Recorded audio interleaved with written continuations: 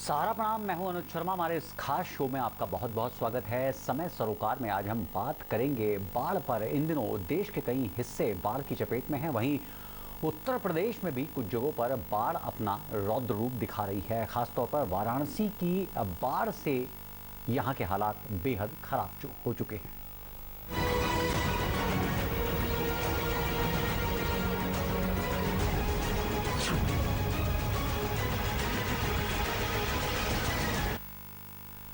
उत्तर प्रदेश के कई हिस्सों में बाढ़ से लोगों का जीना मुहाल हो गया है, चाहे वो प्रयागराज हो, कानपुर हो या फिर वाराणसी। लेकिन इन दिनों सबसे ज़्यादा बाढ़ के पानी से वाराणसी के लोगों की दुश्वारियां बढ़ गई हैं। वाराणसी में बाढ़ इस समय कई लोगों के लिए मुसीबत का सबब बनी हुई है। सड़कों और कॉलोनियों में पानी आने के बाद बच्चों को सबसे ज़्यादा स्कूल जाने में दिक्कतों का सामना करना पड़ता है। कोनिया सट्टी इलाकों में पानी घुसने के बाद बच्चे बाढ़ के पानी में अपनी पढ़ाई के लिए जद्दोजहद करते हुए आने जाने को मजबूर हैं। तेजी से बढ़ रही गंगा के जलस्तर वाराणसी की बस्तियों की ओर रुख कर रही है। घरों में पानी भरने पर तटवर्तीय इलाकों के लोग सामान लेकर रिश्तेदारों के यहाँ पलायन कर रहे हैं। वहीं कुछ परिवार मकान खाली कर छत पर झोपड़ी डालकर रह रहे हैं। कोनिया, सरिया, पुलकोहना, सोना तालाब, बागवन नाला, सलारपुर और इसके आसपास से सटे हुए क्षेत्रों में लोग दुश्वारियों के बीच रहने को मजबूर हैं। यहाँ बाढ़ के पानी में जहरीले जानवरों के घर में घुसने का डर बना हुआ है। वहीं बाढ़ में बहकर आने वाले मवेशियों की दुर्गंध से बाढ़ पीड़ित बेहद परेशान हैं।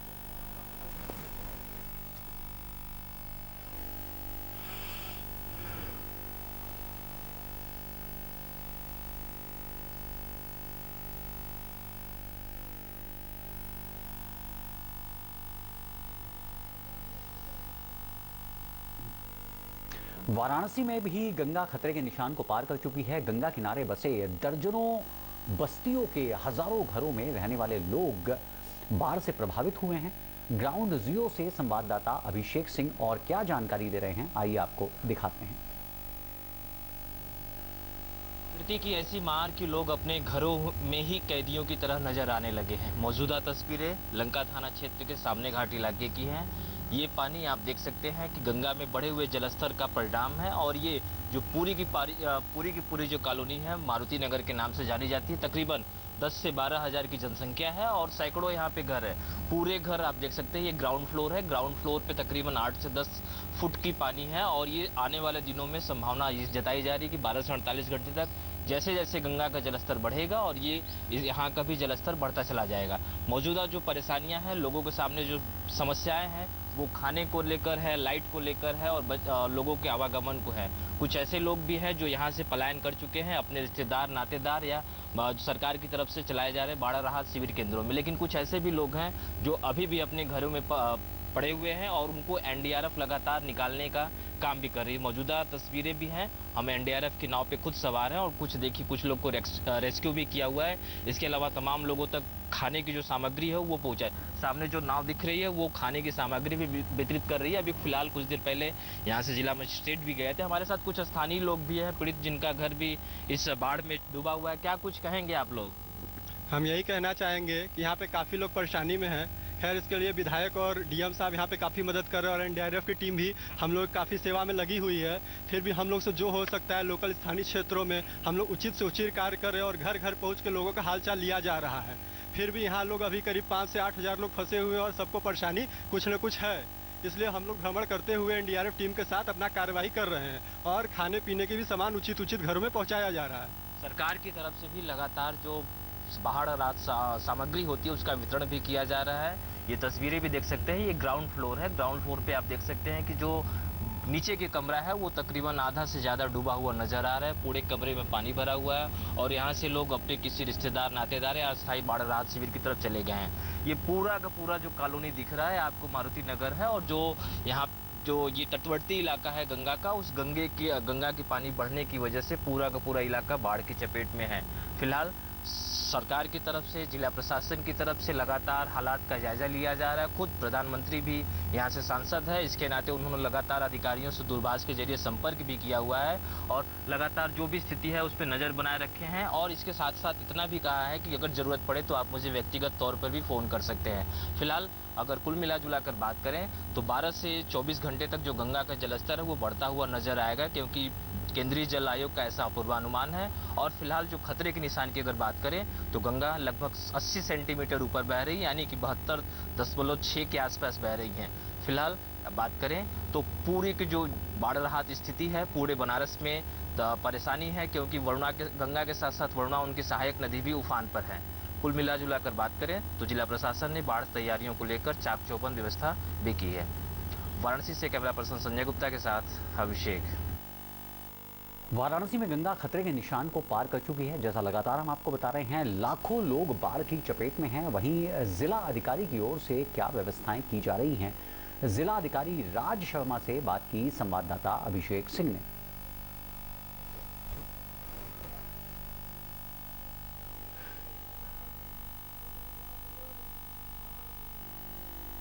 में गंगा के साथ साथ यमुना भी लगातार अपने खतरे के निशान से ऊपर बह रही है। बात करें गंगा के जलस्तर की तो गंगा का जलस्तर फिलहाल 71.82 मीटर है, यानी कि ये लगभग 62 सेंटीमीटर खतरे के निशान से ऊपर बह रही है। और साथ ही साथ जिला प्रशासन लगातार बाढ़ पीड़ित इलाकों का जो इलाका है वो लगातार चक्रमण कर रहे हैं और खुद जिलाधिकारी अभी मौजूद है। साथ में आप देख सकते हैं कि एनडीआरएफ की बोट पर सवार होकर जो बाढ़ग्रस्त इलाका है, ये पूरी का पूरा जो मारुति नगर इलाका है पूरा बाढ़ के पानी में डूबा डूबा सा नजर आ रहा है। और साथ ही साथ हमारे साथ डीएम साहब भी हैं। सर, क्या स्थिति है बनारस में बाढ़ की लेकर अभी?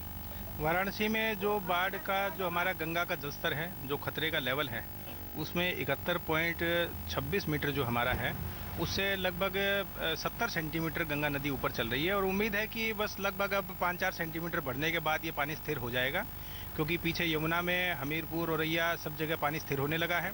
जो भी पानी बढ़ा है बेसिकली राजस्थान एमपी से डैम से पानी छोड़ने की वजह से बढ़ा है। अब उम्मीद है कि शाम तक पानी बढ़ने के बाद स्थिर हो जाएगा। और वाराणसी में अब कोई भी लेवल बढ़ेगा तो बस आधा फीट से ज़्यादा नहीं बढ़ना चाहिए। और अगर 1-2 दिन में पानी आगे नहीं छूटता है तो शायद ये कम भी होना शुरू हो जाए। इसी में जो लो लाइंग क्षेत्र हैं उसमें हमारे करीब 85 से 90 गांव प्रभावित हैं, जिनके लोग अपने पशु और अपनी सामग्री लेके जो गांव के मुख्य हमारी आबादी है उसमें शिफ्ट हो गए हैं। अधिकतर लोग वहाँ मजरों में रहते हैं। शहर की बात करें तो शहर में करीब 16,000 की आबादी प्रभावित हुई है, जो अलग अलग 19 वार्ड में फैली हुई है। हम लोगों ने यहाँ पे 18 कैंप चालू किए हैं। इसके अलावा भी छोटे छोटे स्थान जहाँ पे लोग कैंप में नहीं आ सकते हैं, उनके लिए भी हम लोगों ने व्यवस्थाएं वहीं पे लोकल टेंट आदि बना के कर दी है। तो वहाँ पे खाना पीना आदि भोजन की सप्लाई चालू है। ड्राई राशन सामग्री जहाँ जहाँ बाढ़ का पानी 1-1, 2-2 दिन बढ़ रहा है वहाँ सप्लाई कराई जा रही है। हम लोग अभी फिलहाल सामने घाट के एरिया में हैं, जो मारुति नगर कहलाता है। सामने घाट के नाले का जब बैकफ्लो होता है तब ये पानी इन कॉलोनीज में घुसता है। लो लाइंग क्षेत्र में ये कॉलोनियाँ बहुत पहले से बन गई हैं, इस वजह से लगभग हर वर्ष इनको ऐसा झेलना पड़ता है। अब यहाँ भी सारा पानी की, दूध की, ब्रेड की और ड्राई राशन की सामग्री की सप्लाई चालू करा दी है। परसों तक ये एरिया बिल्कुल बाढ़ के क्षेत्र से लगभग बाहर ही था, लेकिन 2 दिन का पानी लेवल बढ़ने से 2 ही दिन में यहाँ पे करीब 0.25 मीटर से 1 मीटर तक पानी खड़ा हो गया है और आने वाले 2-3 दिन तक ऐसा रहेगा। कुल मिला के सभी क्षेत्रों में सारे अधिकारी मौजूद हैं। सारी बाढ़ राहत सामग्री की बात हो, लोगों का विस्थापन हो, नाव की व्यवस्था हो या बाकी चीज़ों की व्यवस्था हो, वो सभी मिलजुल के कराई जा रही है। सर, एक परेशानी और भी देखने लगती है मेडिकल की टीम को लेकर, चूंकि गंदा पानी, चूंकि सीवेज का पानी बहुत सारा आता है तो लोगों को मेडिकल के क्षेत्र में भी तमाम तरह की परेशानियां होती है। उसको लेकर क्या तैयारी है आप लोग की तरफ से? मेडिकल के क्षेत्र में हम लोगों ने शहर में 16 टीम और ग्रामीण क्षेत्र में 16 टीम तो बनाई है भ्रमणशील। वो अपनी गाड़ी लेके आरबीएसके की टीम से उनके व्हीकल लेके वो भ्रमणशील रह के वितरण कराते हैं। मुख्य रूप से हैंडपम्प्स के या वाटर बॉडीज़ हैं उनका क्लोरीनेशन और लोगों को ओआरएस के पैकेट और स्किन डिजीज जो हो जाती हैं, खुजली आदि, उनके बारे में क्वेश्चन किया जा रहा है। लेकिन जो कैंप्स हमारे हैं उन कैंप्स में हमारा स्टैटिक टीम भी बैठी हैं और स्टैटिक टीम में जो भी कैंप में आते हैं वो लोग या आसपास के क्षेत्र के लोग वहाँ से दवाइयाँ लेके जा रहे हैं। तो मेडिकल की टीम की लगातार व्यवस्था रहेगी और जब पानी घटेगा तब और भी ज़्यादा चैलेंज होगा, क्योंकि पानी घटने की वजह से ज़्यादा कीचड़ और ज़्यादा जो है सैनिटेशन का असर होता है। तो ये हेल्थ का कार्य तो आने वाले 1 महीने तक ही चलता रहेगा। फिलहाल इमीडिएट पानी खड़ा रहता है, उसमें ज़्यादा दिक्कतें नहीं है। जब पानी घटता है और मक्खी मच्छर पैदा होते हैं तब ज़्यादा बड़ी समस्या आती है। हर साल लगभग व्यवस्थाएं रहती है, इस साल भी पूरे 1-1.5 महीने तक स्वास्थ्य की ऐसी व्यवस्थाएं लागू कराई जाएंगी। सर, ये प्रधानमंत्री का भी संसदीय क्षेत्र है और बीते दिनों आप लोगों से बात भी की थी दूरभाष के जरिए। क्या कुछ दिशा निर्देश रहे उनकी तरफ बाढ़ पीड़ितों को लेकर? माननीय प्रधानमंत्री जी की हमेशा ही चिंता रहती है कि कोई भी विपत्ति किसी पे आती है तो तत्काल उसकी मदद होनी चाहिए। और बाढ़ की भी दिक्कत ऐसी है कि जहाँ जहाँ लो लाइंग एरियाज हैं हम लोगों के, वहाँ जहाँ भी लोगों को आवश्यकता हो, कोई भी सहायता की वो तत्काल पहुँचाई जाए। उनके द्वारा सारी जानकारी ली गई थी कि लोगों के राहत के क्या इंतजाम किए गए हैं। कोई भी दिक्कतें अगर आती हैं प्रशासन को तो सीधे उनको अवगत कराने के लिए भी उन्होंने निर्देश दिया है। फिलहाल सारी आवश्यकताएं लोकल स्तर पे पूरी ही हैं। जल शक्ति मंत्री जी जो बाढ़ के इंचार्ज मिनिस्टर हैं वो खुद यहाँ पे व्यवस्थाएं देख के गए थे। हमारे खुद के जिले से 3 माननीय मंत्रीगण हैं, वे लोग लगातार फील्ड में हैं और राहत वितरण में, लोगों के रेस्क्यू में खुद ही आगे बढ़ चढ़ के अपना हिस्सेदारी निभा रहे हैं। कुल मिला के वाराणसी की एक अच्छी टीम है जिसमें राजनीतिक लोग भी शामिल हैं, हर पार्टी के लोग शामिल हैं, पार्षदगण शामिल हैं और अधिकारी और जो नगर निगम और या बाकी विभाग होते हैं सब लोग हैं। प्रधानमंत्री जी के ये निर्देश है कि टीम बिल्डिंग करके सभी लोगों को जल्दी जल्दी हम लोग राहत पहुंचाएं। अलग अलग दिन अलग अलग जगहों के चैलेंज आते हैं, 24 घंटे तक थोड़ा सा लगता है, लेकिन उसके बाद व्यवस्थाएं सारी सुचारू रूप से हो जाती हैं और इसी प्रकार से हम लोग काम कर रहे हैं। सर, एक आखिरी सवाल, कितने बाढ़ राहत शिविर हैं और कितने लोगों ने अब तक अस्थायी रूप से शरण ली है? हमारे 40 में से 18 बाढ़ राहत शिविर ऑपरेशनल हैं। पिछली साल बाढ़ काफ़ी ज़्यादा थी, 40 राहत शिविर हमारे चले थे। अब तक 18 राहत शिविरों में करीब 3600 लोग शरण लिए हुए हैं। इसके अलावा 3-4 टेम्प्रेरी राहत शिविर भी चल रहे हैं जो हमारी पक्की बिल्डिंग्स के अलावा हैं।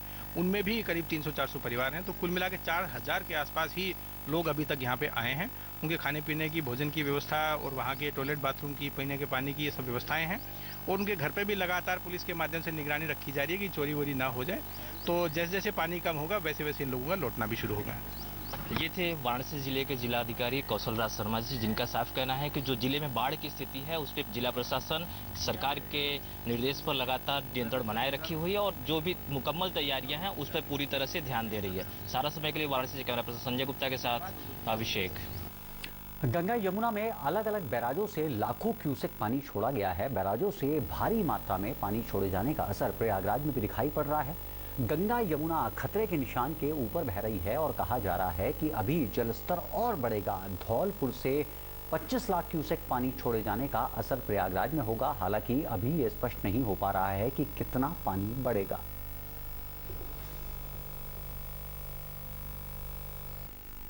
और ताज़ा अपडेट देने के लिए वाराणसी से हमारे साथ जुड़ रहे हैं हमारे संवाददाता निमेश राय और कानपुर से हमारे साथ जुड़ेंगे हमारे संवाददाता अभिषेक। बहरहाल निमेश, सबसे पहले आपके पास आते हैं। नमिशे, किस तरह के हालात आप देख पा रहे हैं? वाराणसी से जो तस्वीरें आई हैं निश्चित तौर पर बेहद भयावह हैं, आम जनजीवन पर बेहद असर पड़ा है। और ऐसे में जब हम देख रहे हैं तस्वीरों में कि लोगों के घरों में लबालब पानी भरा हुआ है, ऐसे में अब ये लोग गुजर बसर कर रहे हैं तो कैसे कर रहे हैं बरसात के इस मौसम में?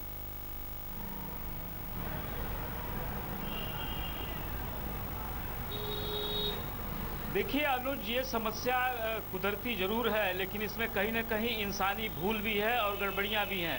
शहरों में बाढ़ समस्या नहीं हुआ करती थी, लेकिन अब शहरों में भी बाढ़ की समस्या देखी जा रही है।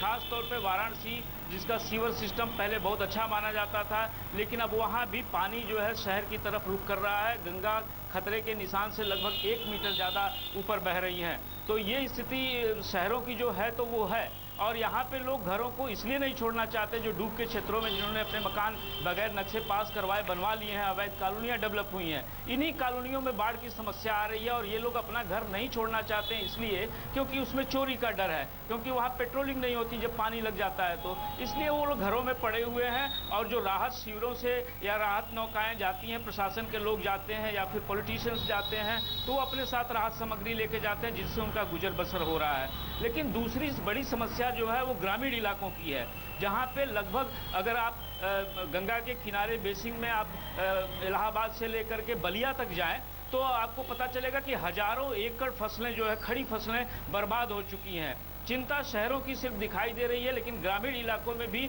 स्थिति सबसे ज़्यादा भयावह है, जहाँ पे अप्रोच नहीं है, जहाँ पे नौकाएं अभी भी नहीं पहुँच पाई हैं। कई ऐसे सुदूर के इलाके हैं। तो ऐसी में तस्वीरें जो वाराणसी की हैं वो तो तकलीफ की एक छोटी सी झलक बयान कर रही हैं, लेकिन तकलीफ इससे कहीं ज़्यादा है। प्रशासन की तरफ से कोशिश की जा रही है। अब ये देखना होगा कि जो फसलें बर्बाद हुई हैं उनका कंपनसेशन एडमिनिस्ट्रेशन कैसे करता है, जो पशुधन का नुकसान हो रहा है उसका कंपनसेशन कैसे होता है। पशुओं के लिए चारा, इंसानों के लिए भोजन, मेडिकेशन, सैनिटाइजेशन, ये सारी समस्याएं हैं जिसको प्रशासन दूर करने का दावा कर रहा है, लेकिन घटनाएं इसी बीच होती हुई भी दिखाई दे रही हैं। मसलन कल यहाँ शहर में नगवा वार्ड में एक कैंप के अंदर फर्राटे का पंखा लगाया गया था, जिसमें करंट आ गया और एक महिला की मौत हो गई। तो ये सब चूक भी दिखाई दे रही है और इन चूक के बीच में इंसानी जीवन, लगभग 16,000 का जनजीवन जो है वो वाराणसी शहरी क्षेत्र में बुरी तरह से प्रभावित है। अनुज जी जी, जाहिर तौर पर ऐसे में जो लोग अपने घरों से पलायन कर रहे हैं उनके लिए वैकल्पिक व्यवस्था क्या की गई है निमेश?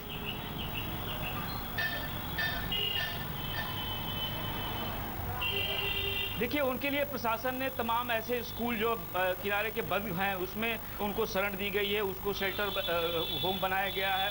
इसके अलावा जो सूखी ज़मीन है ग्रामीण इलाकों में, जो लोग अपने आवास पानी में डूब जाने की वजह से छोड़ करके ऊंचे स्थानों पे आए हैं, वहाँ पे कैंप बनाए गए हैं। इसी तरह से लोगों को एकोमोडेट किया जा रहा है और उम्मीद ये जताई जा रही है कि जो ये पानी के बढ़ने की रफ्तार है वो अगले 1-2 दिन में कम हो जाएगी और अगले 15 दिनों में फिर यथावत स्थिति में पानी का स्तर अगर आ जाएगा तो लोगों का जनजीवन सामान्य हो पाएगा। फिलहाल ये तो आगे आने वाली बात है, लेकिन अभी की स्थिति यह है कि अभी लोगों का जनजीवन जो है बिल्कुल मुहाल हुआ है और दूभर हुआ है, खासतौर पे वो लोग जो गंगा के बिल्कुल किनारे हैं। और सिर्फ ये तकलीफ गंगा के किनारे की ही नहीं है, गोमती में भी राइजिंग है, कर्मनाशा नदी में भी राइजिंग बढ़त देखी जा रही है, सोन नदी में बढ़त देखी जा रही है। तो आसपास के इलाकों की सभी नदियों की अगर बात करें, सहायक नदियों की बात करें, तो पानी का ओवरफ्लो वहाँ दिखाई दे रहा है। कमोबेश हर जगह पे तटवर्ती इलाकों में पानी का असर ऐसा ही है। अब ये देखना है कि आने वाले समय में ये पानी घटता है तो पोस्ट फ्लड का जो तकलीफ आती है वो महामारियों के रूप में आती है, बीमारियों के रूप में आती है, मच्छरों के प्रकोप के रूप में आती है। तो ये खासी चुनौती रहेगी प्रशासन के लिए आने वाले दिनों में। अनुज जी जी, निमेश आप बने रहिए हमारे साथ। कानपुर से हमारे साथ जुड़े हुए हैं संवाददाता अनुराग श्रीवास्तव। अनुराग, कानपुर की बात करें और आज से सटे हुए अन्य क्षेत्रों की बात करें जो तटवर्तीय इलाके हैं, वहां पर हालात इस वक्त आप कैसे देख पा रहे हैं? आपकी खुद की लोकेशन इस वक्त हम देख रहे हैं, पीछे अतः उफान मारती हुई गंगा नजर आ रही है। जाहिर तौर पर यहाँ भी जो गंगा का जलस्तर है वो खतरे के निशान को पार कर चुका है।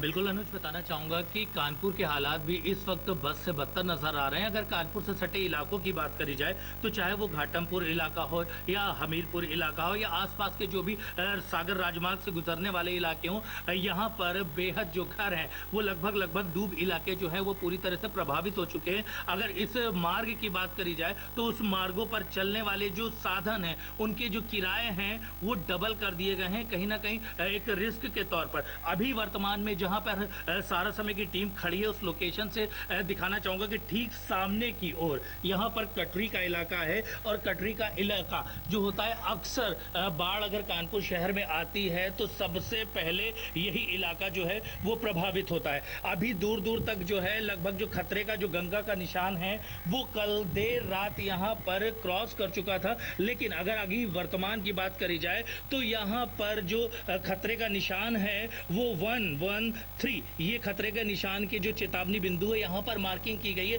लेकिन अभी भी अगर बात करी जाए तो देख सकते हैं जो सीढ़ियां हैं लगभग 25 सीढ़ियां ऐसी जो हैं वो यहाँ पर नीचे डूबी हुई हैं। साथ ही साथ यहाँ पर देख सकते हैं आगे की ओर एक रस्सी बांध दी गई है जिससे किसी प्रकार का कोई दिक्कत ना हो, समस्या ना हो। और जो भी यहाँ पर, क्योंकि सामने की तरफ देख सकते हैं एक सैलानियों के लिए एक स्पॉट खोला गया था नगर निगम की तरफ से, जिसे यहाँ पर बोटिंग पॉइंट का नाम दिया गया था। और यहाँ पर जो भी आने जाने वाले सैलानी हैं वह यहाँ पर आते हैं और बोटिंग करते हैं काफी मात्रा में। लेकिन मैं अभी दिखाना चाहूंगा कि प्रशासन की ओर से यहाँ पर साफ तौर पर मनाही कर दी गई है कि किसी तरह की कोई यहाँ पर बोटिंग इस वक्त हालातों को देखते हुए नहीं कराई जाएगी, जिससे किसी तरह की अभिषेक आपदा हो और यहाँ पर कोई दुर्घटना हो जिसकी वजह से जी अनुराग, आप पूरी खबर पर निगाह बनाए रखिए। तमाम अपडेट्स के लिए आपके पास लौटेंगे। फिलहाल आपका बहुत बहुत शुक्रिया और वाराणसी से शुक्रिया हम अदा करेंगे अपने सहयोगी निमेश राय का और उम्मीद करेंगे कि जल्द से जल्द प्रशासन ऐसे क्षेत्र जहां पर अब तक राहत सामग्री नहीं पहुंची है, राहत नहीं पहुंची है, जहां लोग अब भी बाढ़ के चलते फंसे हुए हैं, घर जेल बन चुकी है, ऐसे लोगों को तत्काल राहत पहुंचे। उम्मीद करेंगे इस खबर को दिखाए जाने के बाद उन सभी लोगों को राहत मिले। बहरहाल हमारी खास पेशकश में इतना ही। ताज़ा तरीन खबरों के लिए आप लॉगिन कर सकते हैं हमारी वेबसाइट समयलाइव.com। सहारा अपना।